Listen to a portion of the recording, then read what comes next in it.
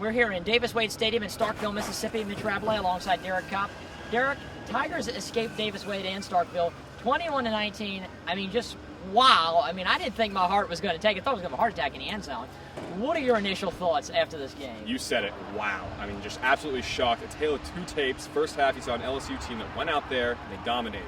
Threw the ball well, ran the ball well, and that defense got multiple sacks. Second half, though, that was Dak's time. Brought the team all the way back, had 335 passing yards and a touchdown.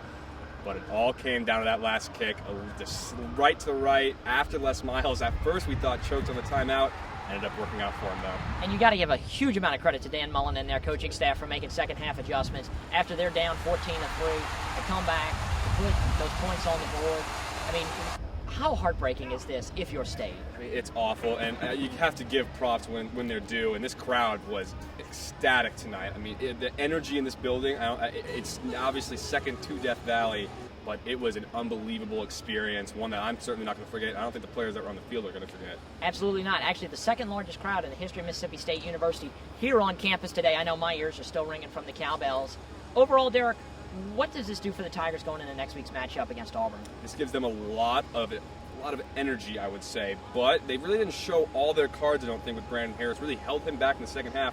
But when you have a running back that runs for 159 yards and 3 touchdowns, first time since Kevin Falk, yeah, unbelievable. You can't ask for anything better than that. And that game was very much similar to that 95 game when LSU came up here and beat a heavily favored Mississippi State team at home. This is kind of the new peak for Mississippi State. It used to be that 90s Jackie Sherrill era, but now I think it's Dan Mullen.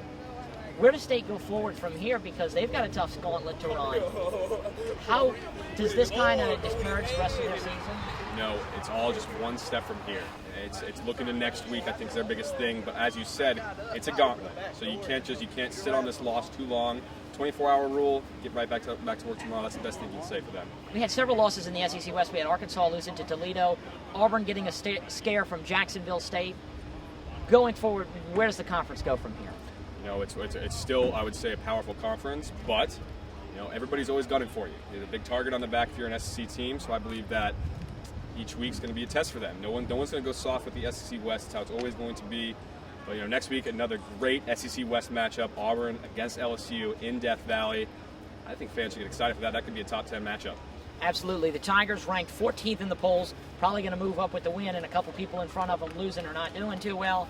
So it's definitely going to be electric as it was here tonight in Starkville. For Tiger TV, I'm Mitch Rabalais alongside Derek Kopp.